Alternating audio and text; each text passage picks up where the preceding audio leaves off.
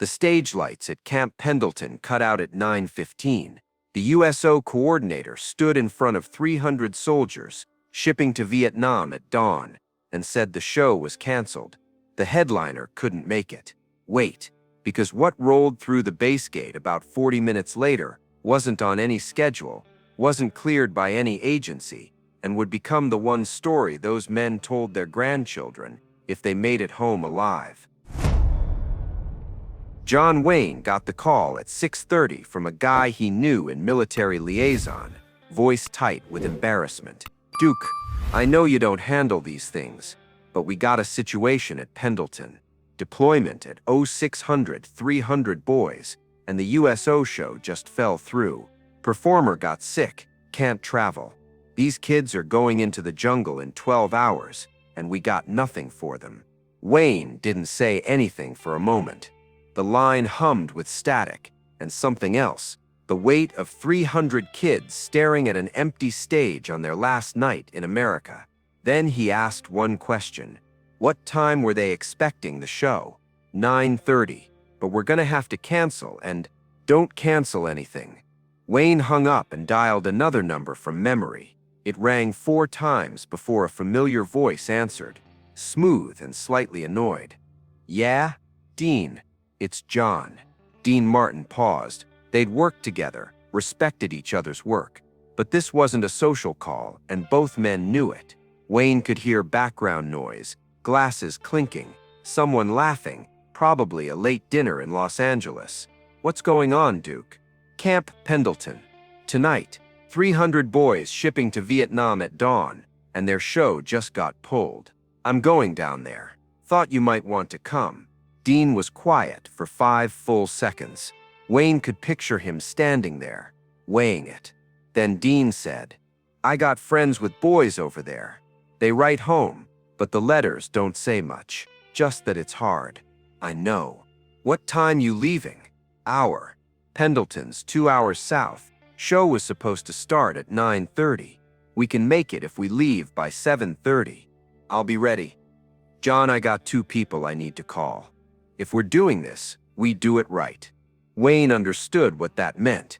He didn't love it, politics being what they were, but he understood. Call who you need to call. Just make sure they're there. Dean hung up and dialed Frank Sinatra. 2 rings. "Yeah, Frank, it's Dean. You busy?" "Always busy." "What do you need?" "John Wayne just called me. He's going to Pendleton tonight. Troops deploying at dawn. Their show got canceled. I'm going with him." "You in?" Sinatra laughed, but it wasn't a happy sound. "Wayne, that right-wing cowboy who thinks every war is worth fighting? Frank, it's not about the war. It's about kids.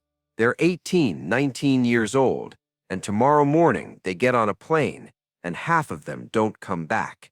Wayne doesn't care what you think about politics. Neither do I. This is one night, you in or not." The line went silent.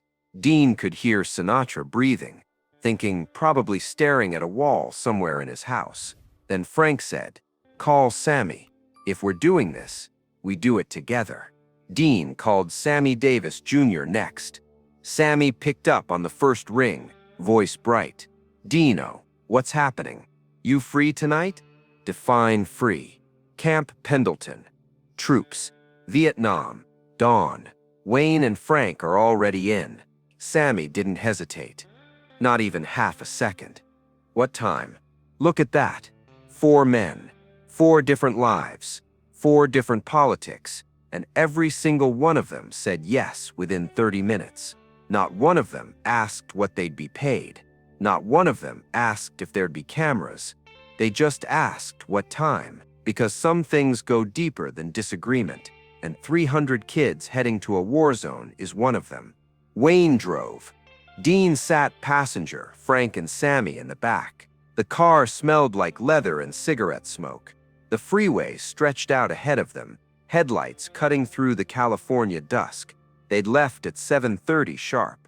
By the time they hit Interstate 5, it was already dark. And somewhere ahead of them, 300 soldiers were sitting in a mess hall, staring at an empty stage, counting down the hours until dawn. Nobody said much for the first 20 minutes. The silence wasn't comfortable, but it wasn't hostile either. It was the silence of men who knew they were about to do something that mattered and didn't quite know how to talk about it yet. They passed a sign: San Diego, 60 miles. 5 hours until dawn. 5 hours until 300 boys would board a plane and disappear into the jungle. And here were 4 of the most famous men in America, driving through the dark in civilian clothes. No entourage, no plan, nothing but the knowledge that someone had to show up. Finally, Frank leaned forward from the back seat. "So what's the setup when we get there, Duke? You got a stage? You got sound? You got anything resembling a plan?" Wayne kept his eyes on the road. "Plan is we show up and we give those boys something to remember. That's not a plan. That's a concept. It's all we need." Frank sat back and looked at Sammy, who shrugged. Dean lit a cigarette and cracked the window. Cold air rushed in, sharp and clean, and for a moment it felt like the car was the only thing moving in the entire world. Then Dean spoke, quieter than usual. "I know guys who've been over there. They come back and they don't talk about it. But you can see it in their eyes. Something changes." Wayne glanced at him, but didn't say anything. Frank looked out the window. Sammy stared at the back of Dean's head, and something passed between all 4 of them. Something unspoken, something that didn't need words. They were about to walk into a room full of those guys before the change happened. 300 versions of them. Every single one thinking about dying. Every single one wondering if anyone back home actually gave a damn. Notice this, because what was happening in that car wasn't about fame or legacy or even patriotism in the way people usually mean it. It was about 4 men realizing they'd spent their whole lives performing for crowds, and now they were about to perform for an audience that might not live long enough to tell anyone about it. No cameras meant no proof. No recordings meant no royalties. No stage meant no safety net. Just 4 voices, and whatever they could pull together in the next 3 hours. They pulled up to the base gate at 9:50. 8 hours until those soldiers would board the transports. The guard looked at the car, looked at the 4 faces inside, and his jaw went slack. He didn't ask for ID. He just stepped back and waved them through, and as they drove past, he turned to the other guard and said something that got lost in the engine noise, but probably sounded a lot like "holy hell." The coordinator met them in the parking lot, a young lieutenant with sweat on his forehead despite the cool night air. He stammered through an introduction, kept apologizing for the lack of setup, kept saying he didn't know they were coming, didn't have anything prepared. Wayne put a hand on his shoulder. "Where are the boys?" "Mess hall.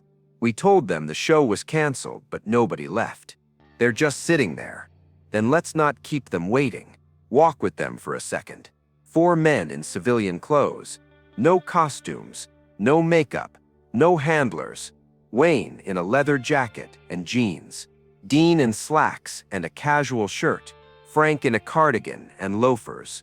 Sammy in a vest with rolled sleeves.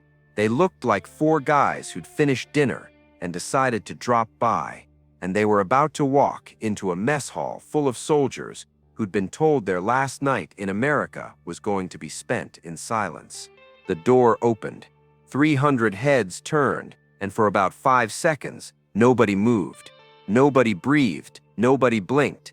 Then one kid in the back stood up, slow, like he wasn't sure what he was seeing was real. Then another. Then 10. Then all of them. Not applause, not cheers, just standing, just staring, just trying to process the fact that John Wayne, Dean Martin, Frank Sinatra, and Sammy Davis Jr.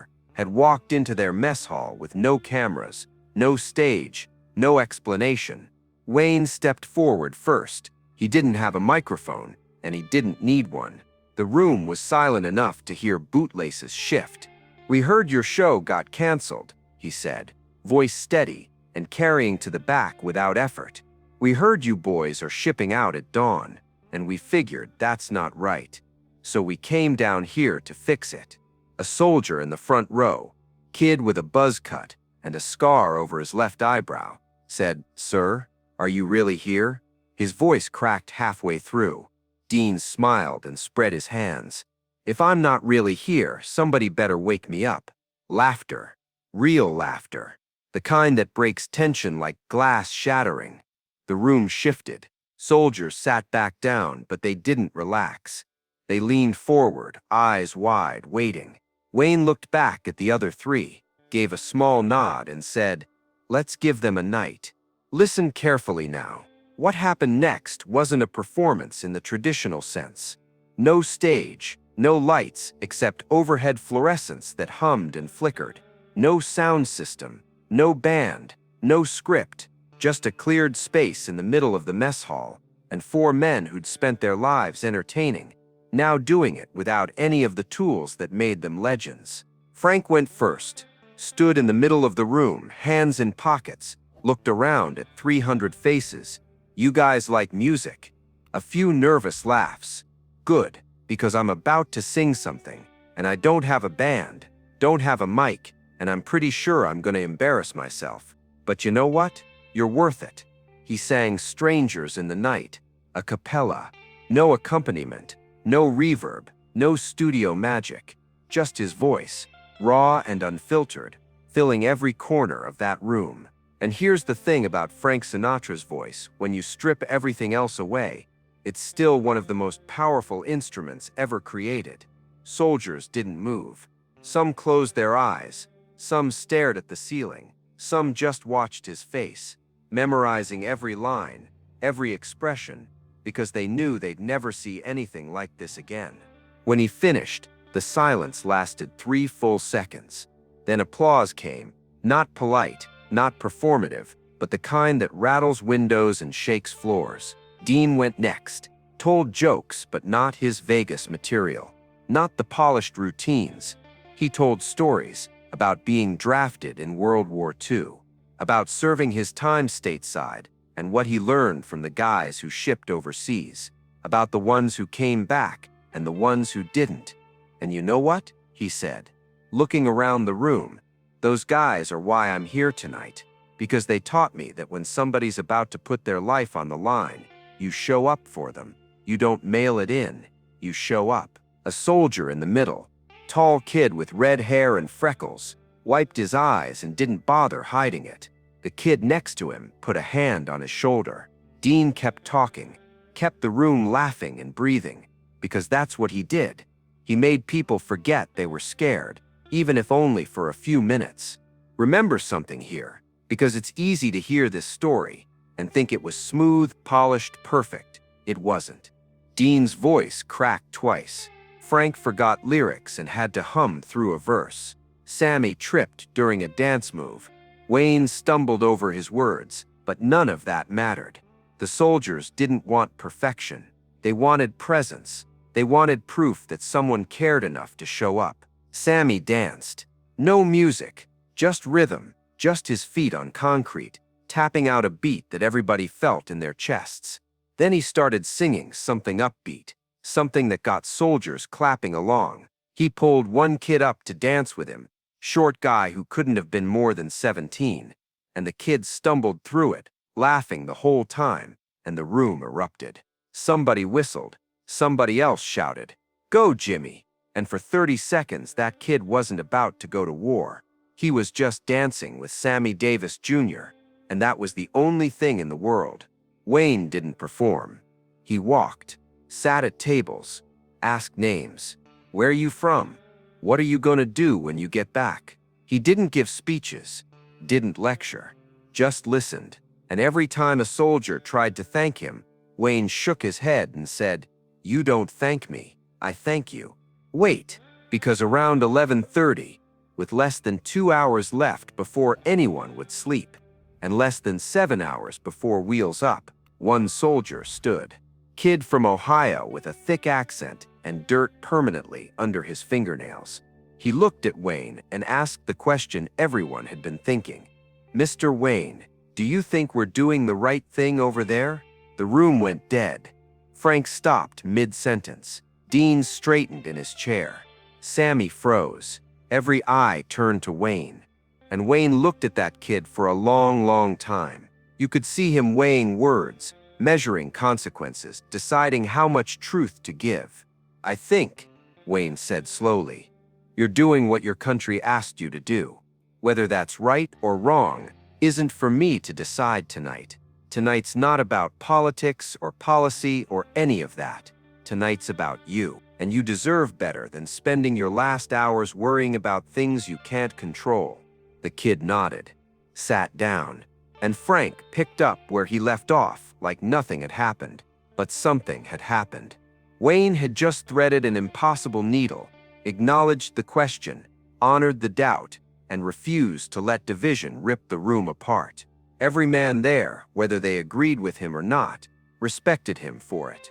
One call, one choice, one night. That's all it took. 2 hours felt like 20 minutes. Around 12:45, you could see exhaustion creeping in. Not boredom. Nobody wanted it to end. But 300 soldiers had been up since before dawn and had a plane to catch in 5 hours. Frank sang one more song, slow and bittersweet.